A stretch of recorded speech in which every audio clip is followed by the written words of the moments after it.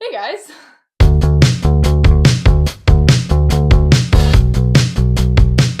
Hello, welcome or welcome back to my channel. And today I want to talk about the 10 books that I want to read this spring. So, with the weather, how it's getting sunnier, it's getting warmer, it's almost giving summer, but like not yet. Like mornings are still cold, there's still rain every now and then, but that calls for the right books to put us in the mood leading up to summer and all the flowery, fun feelings. And so, I made a little TBR of 10 books that I really want to get to this spring to put myself in the mood and to just get really excited for this season because spring is a hard season for me as it is AP tests and school and more tests and finals and all of that, and I just want to have a giggly fun time with some spring books. So these are the 10 books that I want to get done this spring. So for the first book, I have Flawless by Elsie Silver. I've had this book on my shelf for a really long time now. It just hasn't been the season. I got it in winter and then I didn't want to read it during the winter time, and then I had it for a year and then I was like I don't want to read it in fall. Then I missed out on the last summer season. So I was like I need to read this now. So basically in this book we are following Rhett Eaton, and he's this like famous bull rider, and he's like really good at it. He's like insane at it. But then he gets into like a public fight, and his agent is like, dude, like you can't be getting into fights like this. Like if you want your career to succeed, like you need to take it more seriously. So his agent takes his daughters, who basically is like she's very rigid. She's very like speaks her mind and all of that. And he's like, I want my daughter to supervise you. And Rhett is like a full-on like bull rider, and he's like, "Oh, I want my daughter Summer to supervise you." And Rhett is mad about this. He's like, "I don't need anyone to supervise me. Like, what do you mean?" And then they start spending more time together, and Rhett falls. He falls for her, but Summer's like, "No, no, like I don't want this to happen. Remember, she's headstrong. She knows what she wants." And she's like, "No." And that's basically the premise of this book. Ugh, I really want to read this. The next book is Emily Wilde's Encyclopedia of Fairies. So, in this book, we are following Emily, who's a professor at Cambridge. And Emily is really smart. She's really good at research. And right now, she's working on an encyclopedia of fairies and like their lore and everything about them. And so she's researching it. And so she needs to travel for her research. But when she travels, she realizes that she has a certain accompaniment with her whose name is Wendell. And Wendell is her academic rival. She really dislikes Wendell. And, Emily, she's not great at human interactions in general. She's not great at interacting. She doesn't like to go to parties. She just likes her books, her dog, and her research. But with Wendell is even worse because he's her rival, and she's like, why is he coming with me to do my research? So he accompanies her, and he's like being all like nice to the people, and the people start to really like him, and the people don't like her as much because she sucks at talking to people. And so she starts like being really frustrated with Wendell. But then as they spend more and more time together, they start uncovering mysteries about the city, and they're like getting more intrigued, and they're getting more information, and they start spending more time together, and she gets intrigued about Wendell, and we're just following their fun little adventures. So this is a like very cozy fantasy book. For the next book, I don't have the physical copy just yet because I read the first book online on my Kindle as well, but that is Rebel Witch. This is the sequel to Heartless Hunter or The Crimson Moth. It has two titles in Australia or like UK and then also the US. But in this one, we are following a witch and a witch hunter. The witch's name is Rune and the witch hunter's name is Gideon. And Rune is by day a socialite. She's goes to parties, and she's like very like wears fancy dresses, and she goes to balls and all of that, and people see her as very like dumb and stupid, and they're like, oh, she's just a girl who like blah blah blah, which personally I hate that. But then the tide turns because at night she's actually a witch, because she has to hide that she's a witch because people hate witches and stuff like that anyways. um and so she's actually a witch, and she tries to retrieve witches and save them, and she's really well known for that, but people don't know that it's Rune. And so she's this really well known famous witch saver basically. And Gideon is a witch hunter, and he hates witches, he hates all things witches, but he doesn't know that Rune is this witch that is very famous, and he starts courting her, and he starts getting feelings for her. and it's just the story is basically just following them. And so that's what what Heartless Hunter is about, or Crimson Moth. And then this is the sequel, and it's called The Rebel Witch. And I'm really excited to get to this one because it's a duology. So that means when I finish the book, I'm done with the series. I really like the first book, and I'm excited to see what happens. Yeah, I'm really excited to read the second book, and I'm excited to see what happens because the first book ended in a crazy plot twist, and so I really want to see where the author goes with that. And then next we have The Ballad of Never After, which is the sequel or the second book in the A Curse for True Love trilogy.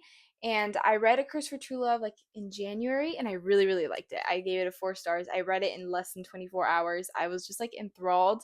In this one, we're following Evangeline, who lives in this very, very magical world.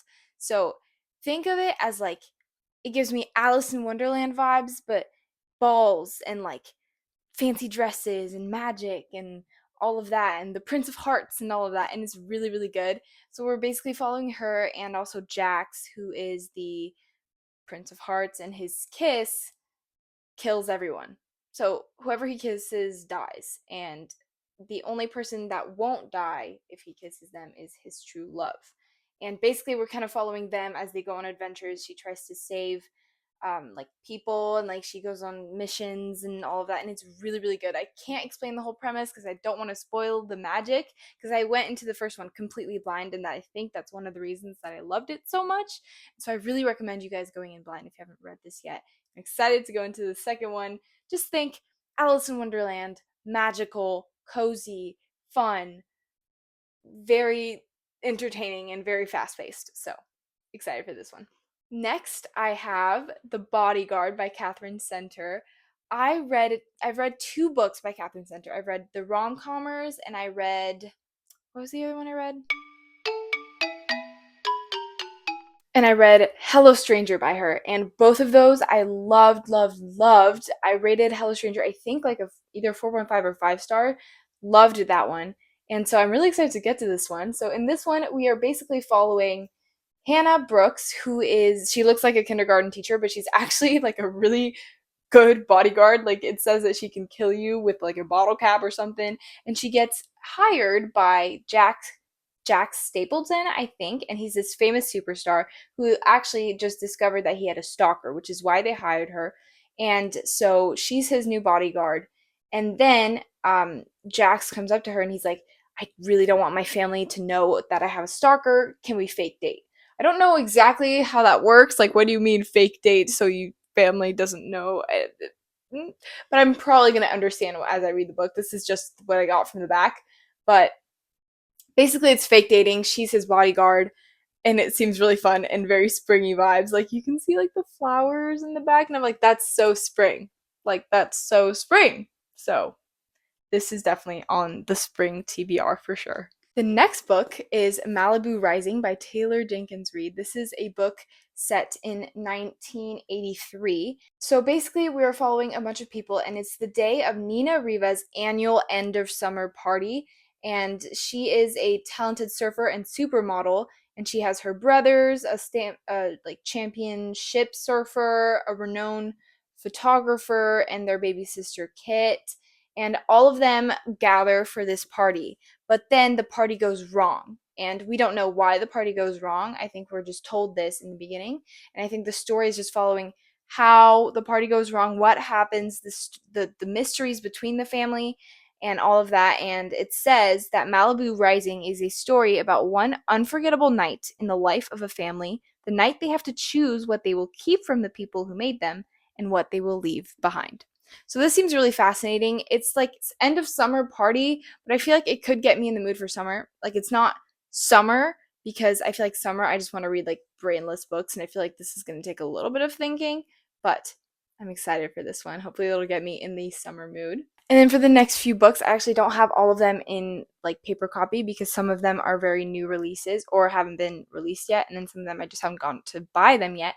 The next book is Say You'll Remember Me by Abby Jimenez. I really don't know anything about this story. I just love Abby Jimenez. I love her books. I've rated almost all of them very, very highly. I haven't read her whole backlist, but I really want to.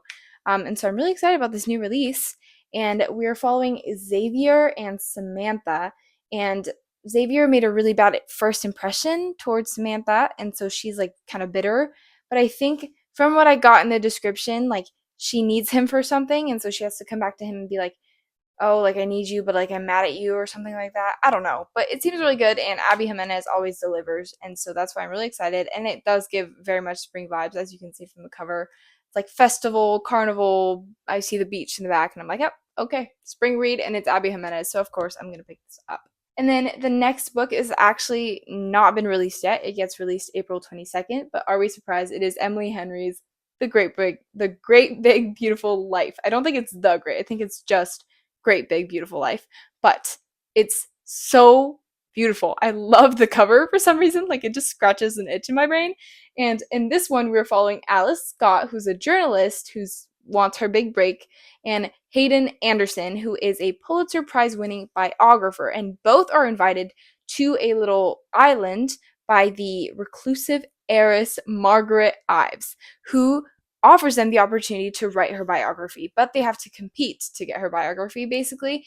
And so she tells Alice some things about her, and she tells um, Hayden some other things about her, and so they both have different information, and they're trying to figure out like what's true, what's not, how do they can combine the stories. But remember, they're competing, so they don't want to combine their stories, and so it's kind of like I think they have to work together in the end, and they're just both competing for this biography because they want to get their big break and they want to get a really good like book to write, but they have to compete with each other to get it. And I'm really excited. I've heard that this is different from her regular books. I've heard it's a little more like I don't know, like less romance focused, and so I'm excited to like read this. I'm excited to see what Emily Henry does with this.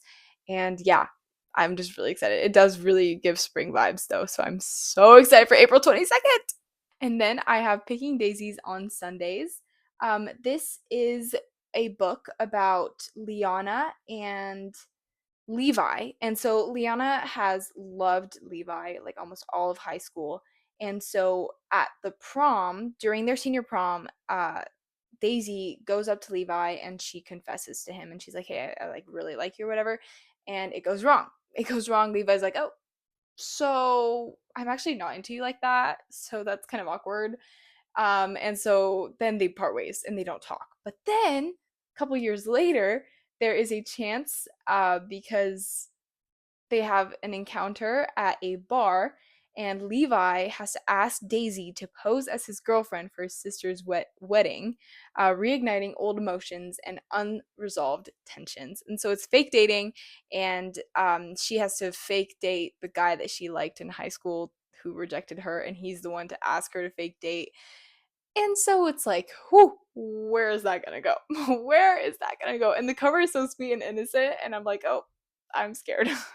I'm scared, but also like the cover gives spring vibes. So obviously it's gonna be in my spring TBR because I've been wanting to get to this book for so long. So cannot wait to read this one. And then last but not least, we have another Abby Jimenez books because this is one of the only ones that I haven't read actually.